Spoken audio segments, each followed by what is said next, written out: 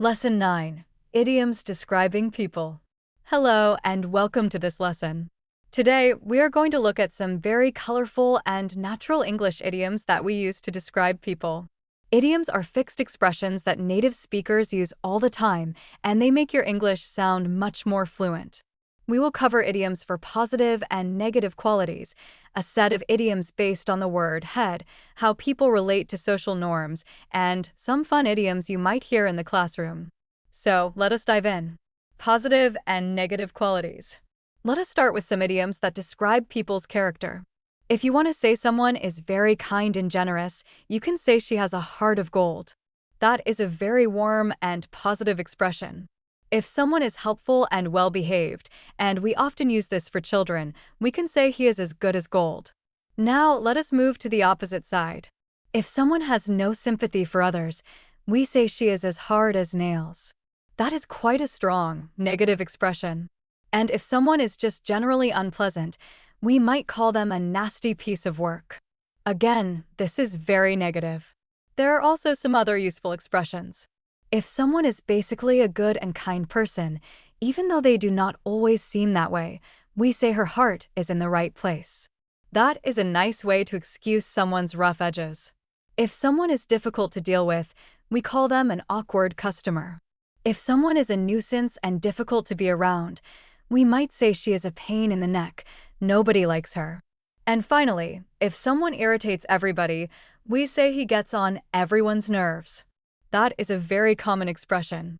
Idioms based on head. Now, let us look at a group of idioms that all use the word head. Learning idioms by theme or keyword is a great way to remember them. First, we have some expressions with to have. If someone is sensible, we say they have their head screwed on.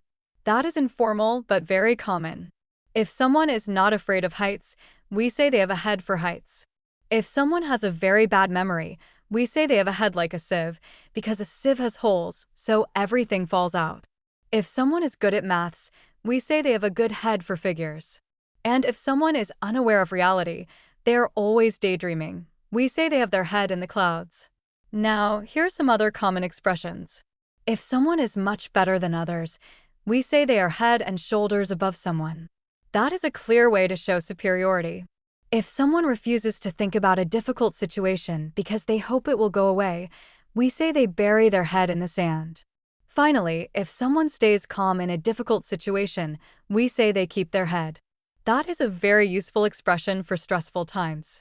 How people relate to the social norm. Now, let us talk about how people fit, or do not fit, into what society considers normal.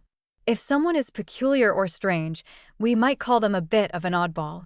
If someone is very exaggerated in their behavior, they are too much, we say they are really over the top. If someone is absolutely crazy or mad, we say they have gone round the bend. That is quite informal. And if someone is very normal, with no radical ideas, we say their politics are very middle of the road. This expression can be used for politics, but also for any moderate, mainstream views. Who is who in the class? Idioms for the classroom. Finally, let us look at some idioms that are often used in the classroom, but they can also be used for people outside of school. Sam is the teacher's pet. That is the teacher's favorite student. Laura is top of the class. She is the best student. Harry is a real know-all. He thinks he knows everything. Ollie is a bit of a big head. He has a very high opinion of himself. And Anna is a lazy bones. She is very lazy. These last three, know-all, big head, and lazy bones, are used for people outside the classroom as well, so they are quite versatile. So, there you have it. A collection of vivid idioms to make your English sound much more natural when you are describing people. Try to use a few of them in your next conversation, and you will sound like a native speaker.